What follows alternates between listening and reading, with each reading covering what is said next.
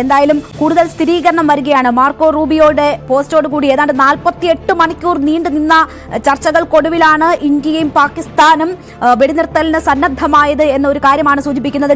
Kiran, Marco Rubio Asim മുനീറിനോടാണ് സംസാരിച്ചത്. സാധാരണ അതൊരു അസാധാരണ നീക്കം എന്ന് തന്നെ വേണമെങ്കിൽ പറയാം. കാരണം ഈ നയതന്ത്ര തലത്തിൽ അങ്ങനെ ഒരു സേനാ മേധാവിയുമായ ഒരു ചർച്ച പതിവുള്ള കാര്യമായിരുന്നില്ല. പക്ഷേ അങ്ങനെ വരെ ഇടപെടൽ നടത്തി ഒരു വെടിനിർത്തലിലേക്ക് കാര്യങ്ങൾ എത്തിച്ചിരിക്കുന്നു എന്ന് വേണമോ മനസ്സിലാക്കാൻ? സ്വാഭാവികമായും പാകിസ്ഥാനെ സംബന്ധിച്ച് പ്രധാനപ്പെട്ട അധികാര കേന്ദ്രങ്ങളിലൊന്ന് പ്രധാനമന്ത്രിയും അതോടൊപ്പം തന്നെ അവിടുത്തെ ആർമി ചീഫുമാണ്. അതുകൊണ്ട് തന്നെയാണ് ഇത്തരം ചർച്ചകളൊക്കെ നടത്തുന്നത് ആ രാജ്യത്തെ ഏറ്റവും പ്രധാനപ്പെട്ട അധികാര കേന്ദ്രങ്ങളുമായിട്ടാണ്. ഇന്ത്യയുമായി ചർച്ച നടത്തുമ്പോൾ പ്രധാനമന്ത്രിയുമായും എസ് ജയശങ്കറുമായും അതോടൊപ്പം തന്നെ ദേശീയ സുരക്ഷാ ഉപദേഷ്ടാവുമായിട്ടുമൊക്കെ ചർച്ച നടത്തിയ കാര്യങ്ങൾ കൃത്യമായി തന്നെ അതിൽ പറയുന്നുണ്ട്. രണ്ട് ഇടത്തും ആരൊക്കെയാണോ പ്രധാനപ്പെട്ട ആളുകൾ അത്തരം ആളുകളുമായി തന്നെയാവും ചർച്ച നടത്തുക. അത് ചർച്ച നടത്തുന്നതിന് പ്രധാനമന്ത്രി ചർച്ച നടത്തുമ്പോൾ സ്വാഭാവികമായും ആരുമായിട്ടൊക്കെ ബാക്കി ചർച്ച നടത്തണം എന്നുള്ള കാര്യത്തിലൊക്കെ ആ രാജ്യത്തിന്റെ അഭിപ്രായം കൂടി മാനിച്ചു തന്നെയാവും ചർച്ച നടത്തിയിട്ടുണ്ടാവുക. അങ്ങനെ പ്രധാനമന്ത്രിയുമായി മാത്രം ചർച്ച നടത്തിയ തീരുമാനത്തിലേക്ക് പാകിസ്ഥാനിൽ പ്രത്യേകിച്ച് എടുക്കാൻ കഴിയില്ല. ഇന്ത്യയിൽ പോലും അത്തരം തീരുമാനങ്ങൾ എടുക്കുമ്പോൾ പോലും നമ്മുടെ വിദേശകാര്യമന്ത്രിയുമായും അതോടൊപ്പം തന്നെ ദേശീയ സുരക്ഷാ ഉപദേഷ്ടാവുമായിട്ടും ഒക്കെ ചർച്ച നടത്തുന്നുണ്ട്. അത് അമേരിക്കൻ വൈസ് പ്രസിഡന്റ് JD വാൻസും അതോടൊപ്പം തന്നെ മാർക്ക് റൂബിയോയുമാണ് ഇത്തരം ചർച്ചകളൊക്കെ നടത്തിയത്. JD വാൻസ് ഇത്തരത്തിൽ ഇടപെടുന്നു എന്നുള്ള വാർത്തകളൊന്നും അങ്ങനെ കാര്യമായി പുറത്തു വന്നിരുന്നില്ല. അമേരിക്കയുടെ വൈസ് പ്രസിഡന്റ് തന്നെ ഇടപെട്ടിട്ട് അത് പരാജയപ്പെട്ടാൽ എന്താവും അവസ്ഥ എന്നുള്ളതുകൊണ്ടാവും അത്തരം കാര്യങ്ങളിലൊക്കെ അവർ ഒരു ഔദ്യോഗിക പ്രതികരണമൊക്കെ നടത്താതിരുന്നത്.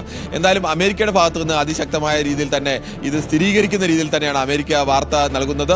പാകിസ്ഥാനും അത് സ്ഥിരീകരിച്ചിരിക്കുന്നു. ഞങ്ങൾ ഇത് അംഗീകരിച്ചിരിക്കുന്നു എന്നുള്ള സ്ഥിരീകരണം പാകിസ്ഥാന്റെ ഭാഗത്തും പാകിസ്ഥാൻ വിദേശകാര്യമന്ത്രിയും ഞങ്ങളിത് അംഗീകരിച്ചിരിക്കുന്നു എന്നുള്ള സ്ഥിരീകരണം വന്നിരിക്കുന്നു.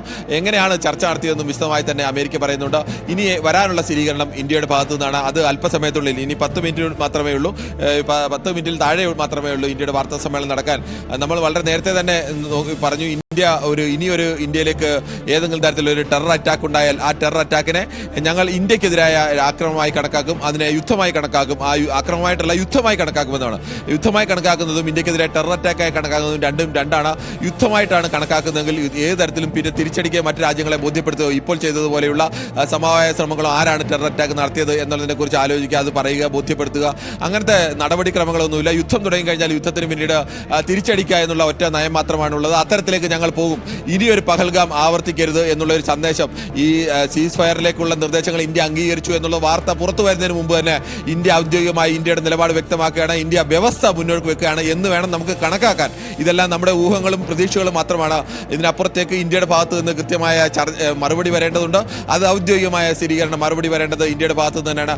ആദ്യം അമേരിക്ക പ്രഖ്യാപിക്കുമെന്നും പിന്നീട് പിന്നീട് പാകിസ്ഥാൻ പ്രഖ്യാപിക്കുമെന്നും പിന്നീട് ഇന്ത്യ പ്രഖ്യാപിക്കുമെന്നും ഒക്കെ ചിലപ്പോൾ നേരത്തെ തീരുമാനിച്ചാവും. ഇത്തരം കാര്യങ്ങളൊക്കെ ആരാദ്യം ഇത് ലോകത്തോട് പറയണം എന്നൊക്കെ ഒരു ചർച്ചയിൽ ഒരു ധാരണയായി കഴിഞ്ഞാൽ ആര് ആദ്യം ഇത് ലോകത്തോട് പറയണം. അപ്പോൾ ചിലപ്പോൾ ഇന്ത്യ ആദ്യം പറഞ്ഞാൽ അത് പാകിസ്ഥാന് തിരിച്ചടിയാകുമോ, അല്ലെങ്കിൽ പാകിസ്ഥാൻ ആദ്യം പറഞ്ഞാൽ ഇന്ത്യക്ക് അതൊന്ന് മോശമാകുമോ, അങ്ങനെയുള്ള ചോദ്യങ്ങളൊക്കെ ഉണ്ട്. അതുകൊണ്ടായിരിക്കും ചിലപ്പോൾ അമേരിക്ക ആദ്യം പറയുക, അതിനെ ആദ്യം പാകിസ്ഥാൻ അംഗീകരിക്കുക. കാരണം ഇന്ത്യയുടെ നിലപാട് തുടക്കം മുതൽ വ്യക്തമായിരുന്നു. ഞങ്ങൾ എപ്പോഴും സമാധാനത്തിന് തയ്യാറാണ്. ഇന്ത്യക്ക് നേരെ ഒരു ഭീകരാക്രമണം നടത്തി അതിന് ബദലായി പാകിസ്ഥാന്റെ സൈന്യത്തെയോ പാകിസ്ഥാൻ ജനത്തെ ആക്രമിക്കാതെ പാകിസ്ഥാൻ കേന്ദ്രമാക്കിയ ഭീകരതക്കെതിരെയുള്ള വാർ ലോകം അംഗീകരിച്ചാണ്. അതിന്റെ ഫലമായി പാകിസ്ഥാനിലെ 9 ഭീകര കേന്ദ്രങ്ങൾക്കെതിരെ സോഴ്സസിനെ ഉദ്ധരിച്ചുകൊണ്ട് CNN ന്യൂസ് 18 നൽകുന്ന വാർത്ത വെടിനിർത്തൽ കരാറിന്റെ തീരുമാനമായിരിക്കുന്നു എന്നതാണ്. സോഴ്സസിനെ ഉദ്ധരിച്ചുകൊണ്ട് വരുന്ന വാർത്തയാണ്. അത് പ്രത്യേകം ശ്രദ്ധിക്കണം. ഔദ്യോഗികമായിട്ടുള്ള അറിയിപ്പ് വരാൻ ഇനി ഏതാണ്ട് 10 മിനിറ്റിൽ താഴെ സമയം മാത്രമേ ഉള്ളൂ. വാർത്താ സമ്മേളനം അപ്പോഴേക്ക് തുടങ്ങും. അതേസമയം തന്നെ Turkish drone shot down in Nowshera എന്ന ഒരു വാർത്ത കൂടി ദേശീയ മാധ്യമങ്ങൾ നൽകുന്നുണ്ട്.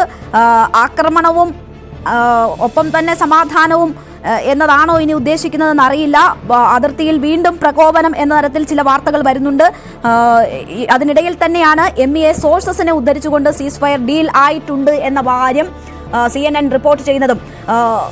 കിരൺ, ഒരു വെടിനിർത്തലിന് ഉള്ള സന്നദ്ധത പാകിസ്ഥാൻ പ്രകടിപ്പിച്ചു കഴിഞ്ഞാൽ ഇന്ത്യക്ക് അതിൽ നിന്ന് വിട്ടുനിൽക്കേണ്ടുന്ന കാര്യമില്ല എന്നത് നേരത്തെ തന്നെ സൂചിപ്പിച്ചതാണ്. ഇന്ന് എന്താണോ ഓപ്പറേഷൻ സിന്ദൂർ, അതിന്റെ ഭാഗമായി എത്ര ഭീകരരെ കൊന്നു എന്നതിന്റെ കൂടുതൽ ഡീറ്റെയിൽസ് പുറത്തു വന്ന ദിവസമാണ്. അപ്പോൾ പഹൽഗാമിലെ ചോരയ്ക്ക് മറുപടി ചോദിച്ചു കഴിഞ്ഞു ഇന്ത്യ. പിന്നീട് കിട്ടിയ ഓരോ അടിക്കും ഇരട്ടി പ്രഹരം പാകിസ്ഥാൻ ഇന്ത്യ നൽകുകയും ചെയ്തു കഴിഞ്ഞു. അതുകൊണ്ട് തന്നെ ഒരു വെടിനിർത്തൽ എന്നത് ഇന്ത്യയെ സംബന്ധിച്ച് സാധ്യമായ ഒന്നാണ് എന്നല്ലേ മനസ്സിലാക്കേണ്ടത്?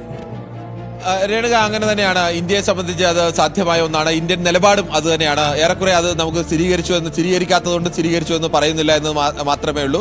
നമുക്ക് എങ്ങനെ നിരീക്ഷിച്ചാലും ഇന്ത്യയുടെ നിലപാട് തുടക്കം മുതൽ തന്നെ വ്യക്തമാണ്. ഇന്ത്യ എന്ന രാജ്യത്തിന്റെ ഇപ്പോൾ ഉണ്ടായ ഒരു നിലപാട് മാത്രമല്ല, ഇന്ത്യ എല്ലാ കാലത്തും എടുക്കുന്ന ഒരു നിലപാടുണ്ട്. അത് ലോകരാജ്യങ്ങളുടെ മുന്നിൽ ഇന്ത്യയുടെ ഒരു സ്വീകാര്യത, ഇന്ത്യ പക്വമായ നിലപാട് സ്വീകരിക്കുന്ന ഒരു രാജ്യമാണ് എന്ന മട്ടിൽ അങ്ങനെ എടുക്കുന്ന ഒരു രാജ്യത്തിനെ ഒരിക്കലും അങ്ങനെ ആദ്യം കയറി ഞങ്ങൾ യുദ്ധം ചെയ്യും, അല്ലെങ്കിൽ പാകിസ്ഥാൻ അങ്ങനെയല്ല. തീർച്ചയായും അത് ഓരോ വാർത്താ സമ്മേളനത്തിൽ സൂചിപ്പിച്ചതാണ്. നമുക്കിപ്പോൾ സ്ക്രീനിൽ ഒരു ഭാഗത്ത് കാണാം വാർത്താ സമ്മേളനത്തിനുള്ള ഒരുക്കങ്ങളൊക്കെ പൂർണ്ണമായിരിക്കുന്നു.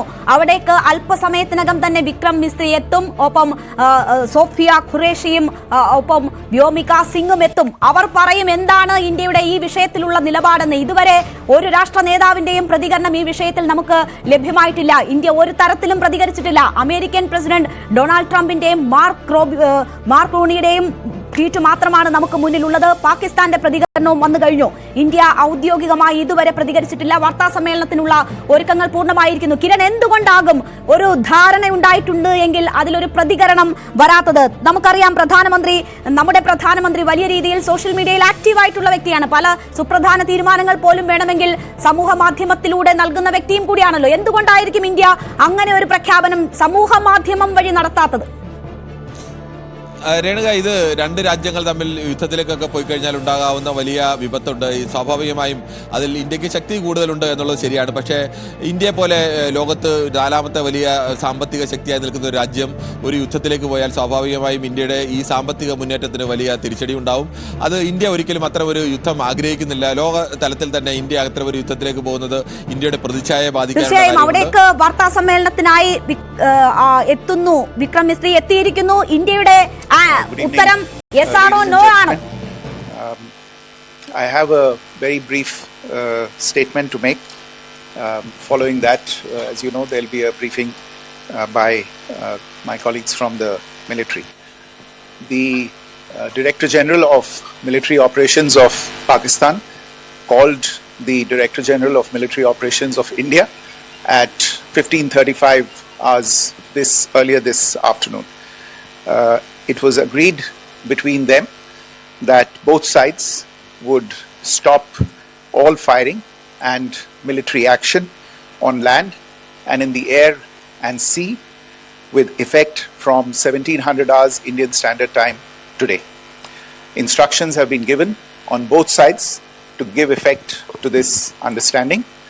The Directors General of Military Operations will talk again on the 12th of May at 1200 hours. Thank you. India വെടിനിർത്തലിന് സന്നദ്ധമായിരിക്കുന്നു എന്ന ഔദ്യോഗികമായ പ്രഖ്യാപനമാണ് വരുന്നത്. DGMO തലത്തിലുണ്ടായ ചർച്ചയിലാണ് ഈ തീരുമാനം എന്ന് കൂടി പറയുന്നു. കിരൺ, ഇന്ത്യ ഔദ്യോഗികമായി തന്നെ അക്കാര്യം പ്രഖ്യാപിച്ചിരിക്കുന്നു.